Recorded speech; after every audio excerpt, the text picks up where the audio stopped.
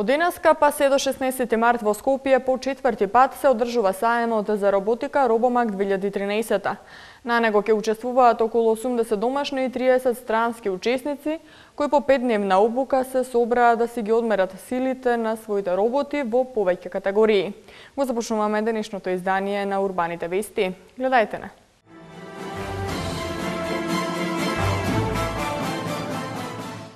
Центарот за управување со кризи со апел до граѓаните да бидат внимателни со новите најави за поројни врнежи од дожд. Битпазар конечно ќе добие нов изглед. Продолжуваат изборните активности на кандидатите за градоначалници на скопските општини.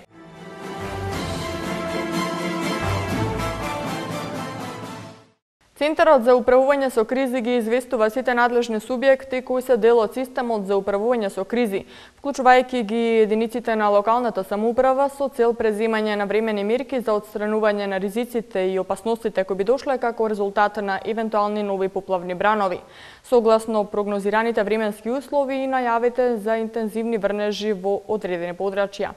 Томислав Атанасовски. Центарот за управување со кризи ги известува сите надлежни субјекти кои се дел од системот за управување со кризи, вклучувајќи ги единиците на локалната самоуправа со цел преземање на времени мерки за отстранување на ризиците и опасностите кои би настанале како резултат на евентуални нови поплавни бранови, согласно прогнозираните временски услови и најавите за интензивни врнежи во одредени подрачја, како и со оглед на се уште високите нивоа на реките, можна е појава на поплавни бранови, особено во регионите каде се уште има снег. Поради превентивно делување, Дирекцијата за заштита и спасување преку своите подрачни оделенија ќе достави вреќи со песок во критичните места каде што е тоа потребно.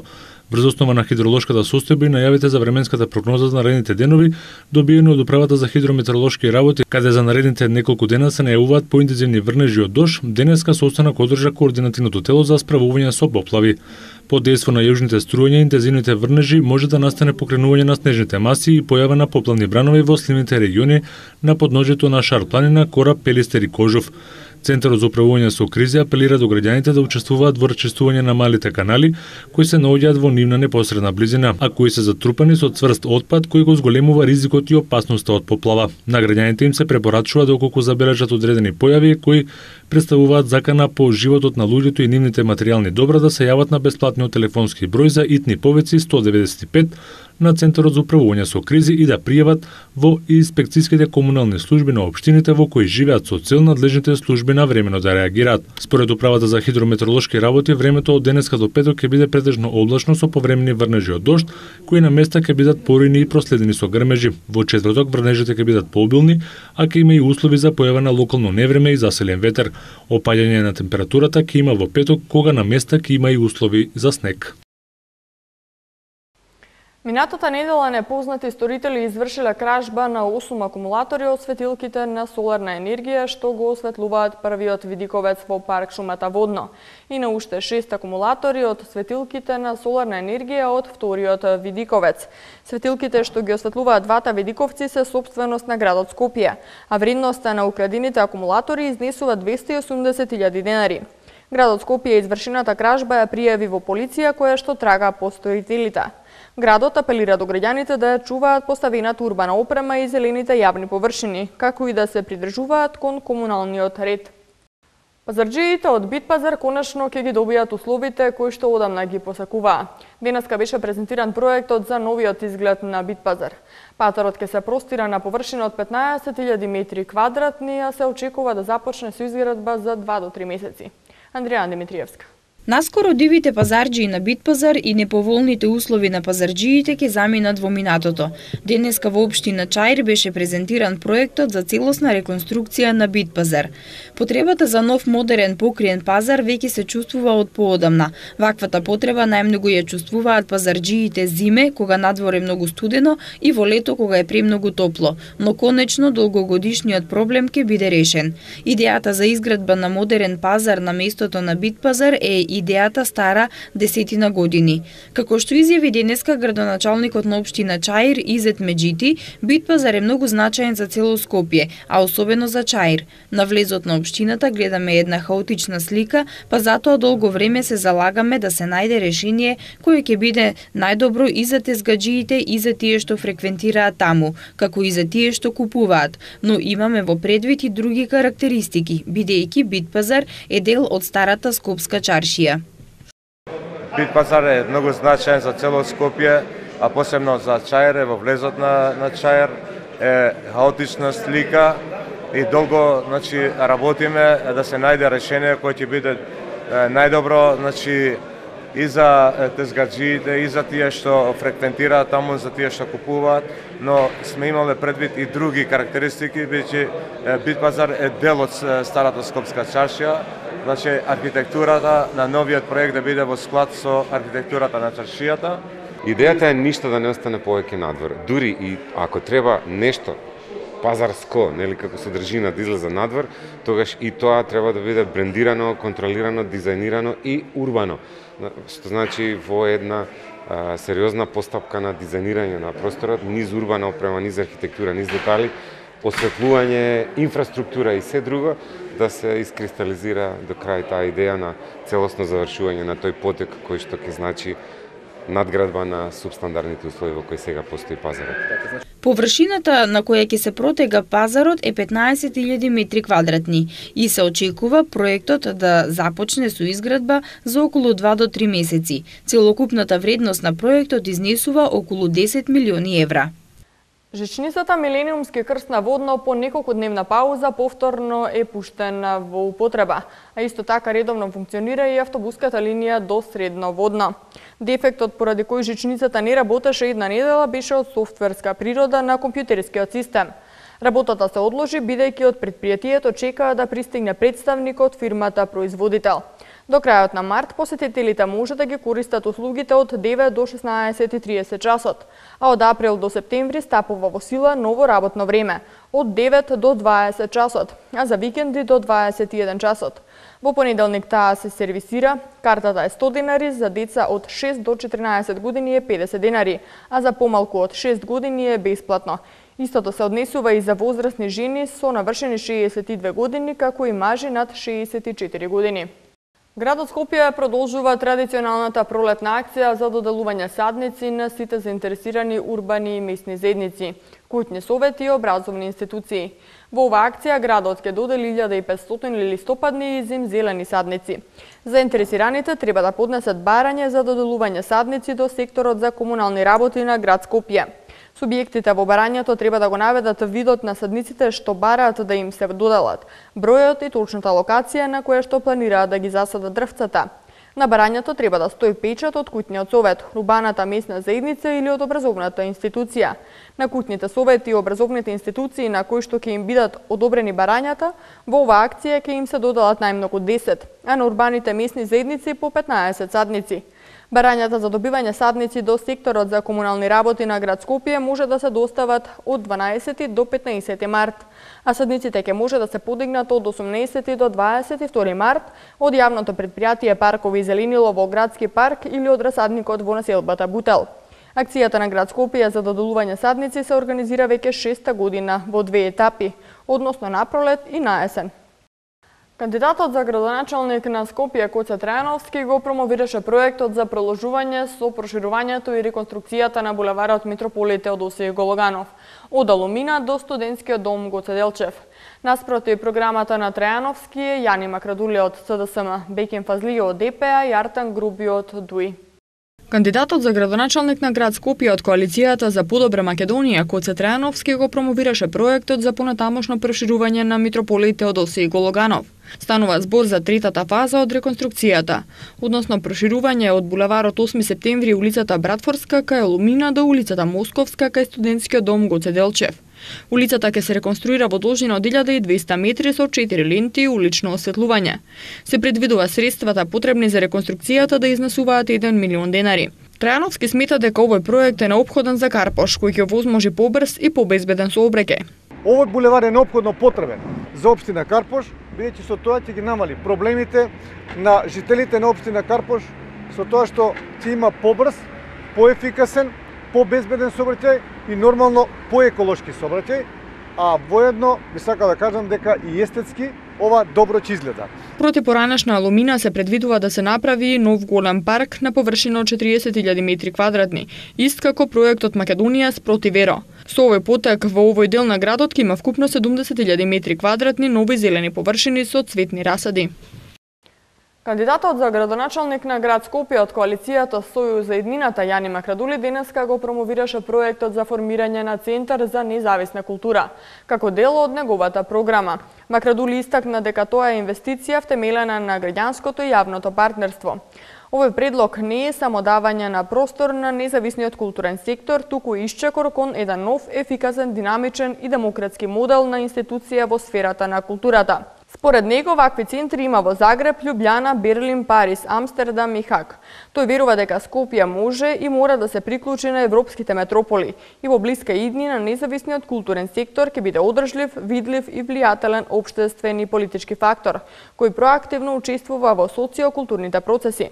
Доколку биде избран за градоначалник, најави дека ќе се задолжи новата зграда на јавното предпријатие Водовод и канализација да му биде доделена на Центарот за независна култура, како и на невладините организации кои соработуваат со градот. Покрај ова, Макрадули предлага и формирање на посебен сектор во рамки на град Скопје за програмска и структурна поддршка на културниот сектор со посебна буџетска стапка. Дом изрази незадоволство од нивната скромна застапеност во медиумите во текот на изборната кампања за локалните избори 2013 година. Зошто некои смета дека 777 кандидати за советници од Дом од 43 листи не се доволно битни за да бидат солидно представени во медиумите. Забележавме дека сме многу скромно застапени гледано во просек, иако мора да кажеме дека има 3 вида медиуми. Некои целосно и соодветно не покриваат, други делумно, а трети апсолутно не покриваат, реагираше председателката на Дом Лилјана Поповска. Поповска информираше дека партијата минатата недела упатила писмо до Советот за радиодифузија, во кое ги изнела забелешките, а Советот за радиодифузија усно одговорил дека анализата ќе ја направи по изборите. Исто така демант упатија од Социјалдемократската унија, кој на денешната пресконференција јасно ги демантира изјавите на подпредседателот на Социјалдемократскиот сојуз на Македонија, Зоран Јовановски, дека оваа партија е сателит на ВМРО ДПМН. Сакаме да упатиме јасен демант. Би сакале да го запрашаме Зоран Јовановски, дали за сателити ги сметаат сите оние луѓе, членови на СДСМ, кои секојдневно ни ја даваат својата поддршка на нас. Дали нивниот поранешен генерален секретар на СДММ, Михаил Младеновски, го сметаат за сателит? Дали нивниот поранешен председател на СДСМ, Кисела вода Чедо Саздовски е сателит?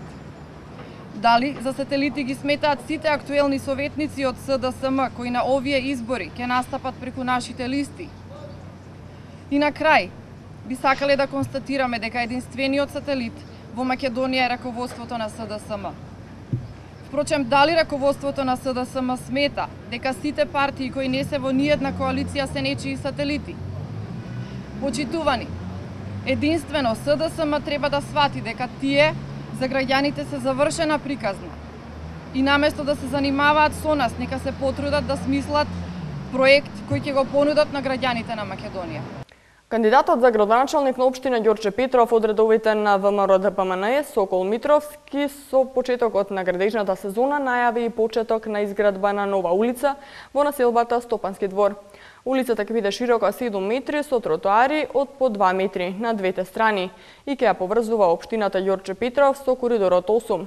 А неговиот против кандидат Александар Наумовски, кандидат за градоначалник на Ѓорче Петров од СДСМ, вечерва одржува митинг пред граѓаните на општината. Ивана Митковска. Со отварањето на градежната сезона ќе започне да се гради и нова улица во населбата Стопански двор во општината Ѓорче Петров, вети денеска кандидатот за градоначалник од редовите на ВМРО ДПМН Сокол Митровски. Улицата ќе биде широка 6,5 метри, со тротоари од по 2 метри на двете страни на улицата и ќе ја поврзува општината Ѓорче со коридорот 8. Улицата која ќе се користи како излез од општината Ѓорче Петров, преку која граѓаните директно ќе можат да се приклучат на обиколницата, ќе биде долга 1200 метри. Улицата ќе добие и атмосферска канализација, а ќе биде поставено и ново улично осветлување. Овие 4 клучки со изградба на обиколницата дадува нова димензија и нов импулс на развој не само за побрза комуникација на граѓаните, него и за еден побрз економски развој со отварање на индустријските зони во зафат на таа обиколница. Новата улица ќе ги поврзува населените места Ново село, Кисела јаболка, Волково и Стопански двор со клучката на заобиколницата кон коридорот 8 кон Тетово и коридорот 10. За овој проект од буџетот на општината ќе бидат издвоени 37 милиони денари. Андре Петров во ненајавена посета на штабот на Јагнула Куновска ја врачи неговата изборна програма. Според неја пак веќе е доцна за промоција на изборна програма. Стефчо Јакимовски ветува бесплатни ужинки во училиштата од 2014 година. Елизабета Дамјановска. Кандидатот за градоначалник на општина Карпош од коалицијата Сојуз на еднината, предводена од СДСМ Андре Петров, денеска го посети изборниот штаб на коалицијата на ВМРО ДПМНЕ, при што на неговата против кандидатка Јагнула Куновска и ја врачи изборната програма. Со овој чин, како што изјави Петров, сакал да покаже дека обвинувањата на тема неподготвени конкретни проекти се невистинити. Сакаме јасно да демонстрираме дека Социјалдемократскиот сојуз и јас како кандидат имаме програма која е во интерес на граѓаните, да се запознаат со нашата програма, со нашите проекти кои се таму, изградба на пензионерскиот дом, изградба на детски градинки, гасификацијата како проект, бесплатното паркирање, односно изградба на катните гаражи, нашиот проект за 1 евро легализација за терасите во Карпош. Гестот на Андре Петров и ненадејното појавување во штабот на ВМРО предизвика реакција и кај кандидатот за градоначалник на Карпош Јагнула Куновска, која истакна дека сега е премногу доцна за промовирање кампања. 12 дена пред избори не се дава програма, не се печати програма. За една сериозна програма во која што се предвидени сериозни проекти со рокови за изградба, со мери, со вредност на тие проекти кои што се промовираат, од каде се парите обезбедени, во колку сето тоа го има во неговата програма, треба барем 4-5 месеци. Од друга страна пак, кандидатот за градоначалник на општина Карпош од редовите на Српската напредна странка Стефчо Јакимовски довербата на граѓаните ја побара ветувајќи бесплатни ужинки во градинките и основните училишта, нагласувајќи дека тоа е реален проект, ако се земе предвид фактот што заштедените средства од имплементирањето на енергетски ефикасни училишта ќе бидат пренаменети за самите ученици. Основното училиште Вера Серевири Трена и на градинката Орсе Николов, кои што во минатата година беа целосно реконструирани и дека овие два објекта се целосно енергетски ефикасни. Средствата што ќе ги заштедиме од грејењето и од другите заштеди што ќе ги направиме, ќе ги вложиме токму за подигање на стандардот на учениците и на децата во градинките. Бесплатните ужинки, бесплатните екскурзии за учениците во основните училишта и бесплатните градинки за децата во општина Карпош од 2014 година ќе бидат реалност, затоа Во продолжение на урбаните вести информирајте се за делот културно-забавните случувања вечерва во Скопје. Вечерва во универзалната сала со концерт од 20 часот Драган Мијалковски го најавува своето враќање на сцената. Придружуван од Ревискиот оркестар на Македонската радио-телевизија под диригентската палка на Кире Костов, легендата на забавната музика ќе има специјални гости Владко Лозановски и Тамара Тодевска. Во Македонскиот народен театар се изведува представата Свадбата на Фигаро од Пиер Огистен Карон де Бомарше. Представата е во режија на Леван Цуладзе, а почетокот е од 20 часот. На сцената на Драмскиот театар од 20 часот се изведува представата Македонска крвава свадба од Војдан Чернудрински во режија на Саша Зуровац. Од 20 часот во кинотека на Македонија се прикажува филмот Долина на цвеќињата. Действието на филмот се одвива на највисоките премини на Хималаите, каде владеат Джалан и неговата банда, заработувајќи си го лебот преку ограбување на случајните патници. Таквите грабежи за нив се рутина, се додека кај нив не пристигне мистериозната ушна која патувала со карван на аџии. За љубителите на пишаниот збор, кафе книжарницата Магор за оваа недела по цена од 150 денари ја нуди книгата Заточеникот во Зенда од Ентони Хоуп со превод од професор доктор Зоран Анчевски. Еве што ќе гледате во останатиот дел на вестите. Спорт. Вечерва во Лигата на шампионите се играат две реванш средби од осмина финалето. Актуел, најновиот филм на Бас Лурман ќе го отвори филмскиот фестивал во Кан. Вечерва во Лигата на шампионите се играат две реванш средби од осмина финалето. Барселона го пречекува Милана, Шалке домаќин на Галатасарај. Веднаш по рекламите се спортските вести.